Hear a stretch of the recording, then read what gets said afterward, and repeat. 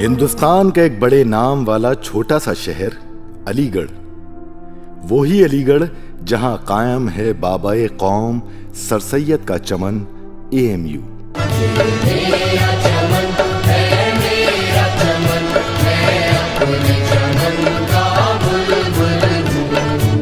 یعنی علی گڑھ مسلم یونیورسٹی،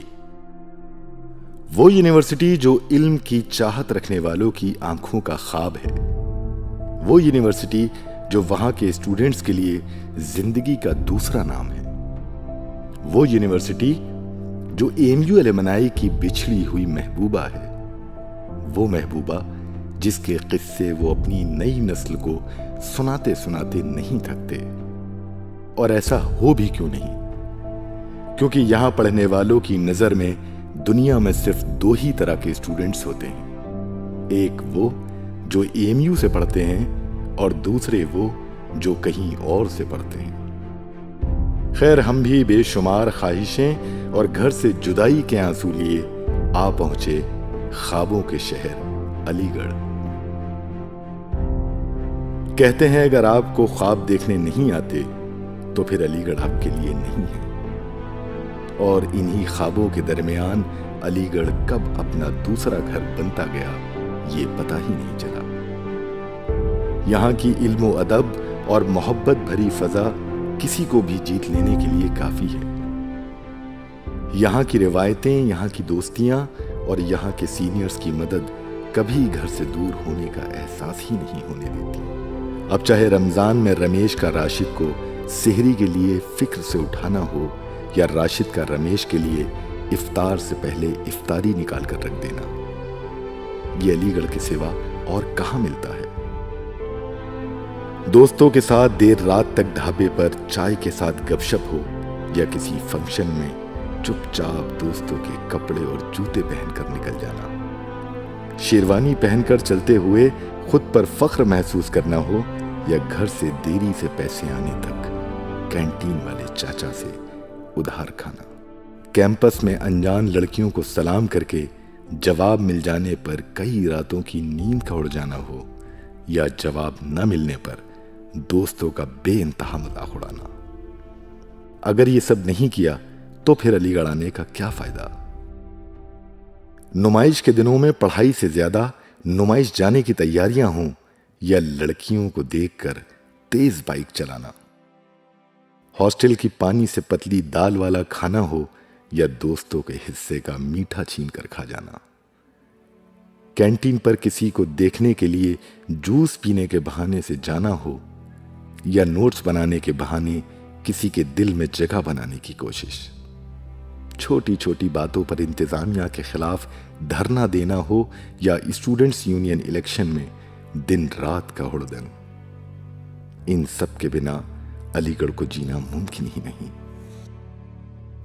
ویسے تو اتوار کا دن عموماً اسٹوڈنٹس کے لیے دوپہر تک سونے اور دن بھر آرام کرنے کا دن ہوتا ہے، مگر AMU میں اس کا الٹا ہے، اور الٹا اس لیے کہ اتوار کے دن لڑکوں کو جلدی سے تیار ہو کر جنت کے لیے جو نکلنا ہوتا ہے، جنت یعنی عبداللہ گرلز ہاسٹل کے سامنے پتلی گلیوں والی مارکیٹ امیر نشا۔ اب اگر کہیں جنت ہے تو اس میں حوروں کا ہونا تو لازمی ہے، پھر اس سے آگے کی کہانی تو آپ سمجھ ہی گئے ہوں گے۔ مگر ایسا بھی نہیں کہ علی گڑھ صرف موج مستی میں گزر جاتا ہو۔ کیمپس میں ہر طرف کتابیں ہی کتابیں ہوں، یا ایک کلاس سے دوسری کلاس کرنے کو دوڑتے طلبا، پھر لائبریری میں ایک ساتھ کئی گھنٹے گزارتے لڑکے ہوں، یا اپنے ہاسٹل روم میں رات بھر جاگ کر نوٹس بناتی ہوئی لڑکیاں۔ یہ سب دیکھ کر احساس ہوتا ہے کہ کسی خواب کو حاصل کرنے کو کتنی قربانیاں دینی پڑتی ہیں، مگر ہماری زندگی کے ارد گرد سمٹے ہمارے خواب علی گڑھ آ کر بہت چھوٹے لگنے لگتے ہیں، اس خواب کے آگے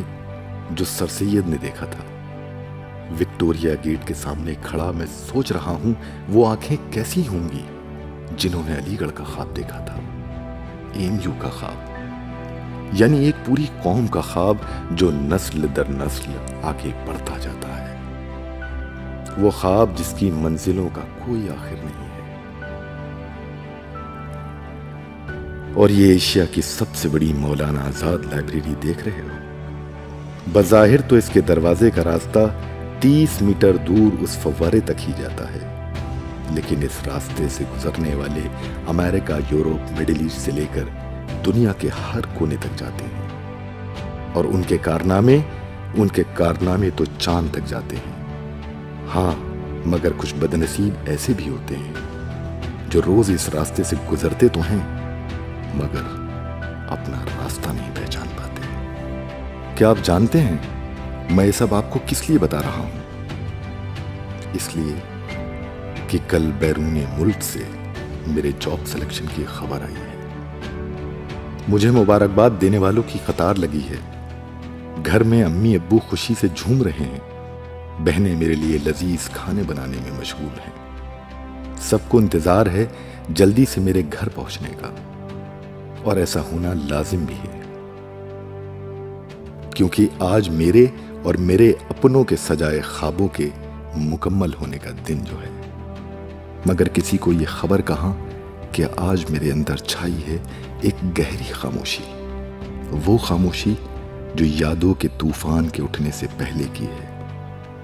وہ خاموشی جو جسم سے جان کے نکل جانے پر چھاتی ہے۔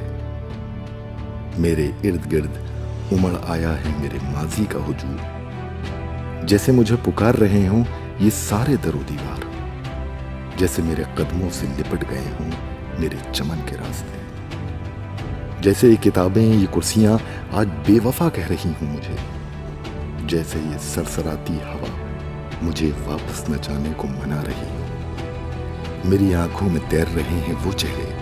جن کو دیکھ کر زندگی انگڑائی لیتی تھی، میرے کانوں میں گونج رہی ہیں وہ شیریں آوازیں جن کی مٹھاس میں دل ڈوبا رہتا تھا، اور یہ سب پکاریں انسنی کرتے ہوئے مجھے اپنے چمن کو چھوڑ جانا ہے۔ پلٹ پلٹ کر بے بسی سے دیکھتے ہوئے، یادوں کی گٹھری سر پر اٹھائے ہوئے، اشکوں کو پلکوں کی تہ میں چھپائے ہوئے، اپنے کچھ عزیزوں کی امیدوں کی خاطر، وہ بھی اوپر سے مسکراتے ہوئے چہرے کے ساتھ۔ پھر مجھے دیکھ کر یہ کون سمجھے گا کہ خوابوں کے ٹوٹ جانے سے بھی زیادہ دردناک ہوتا ہے کچھ حسین خوابوں کا مکمل ہو جانا۔ الوداع علی گڑھ۔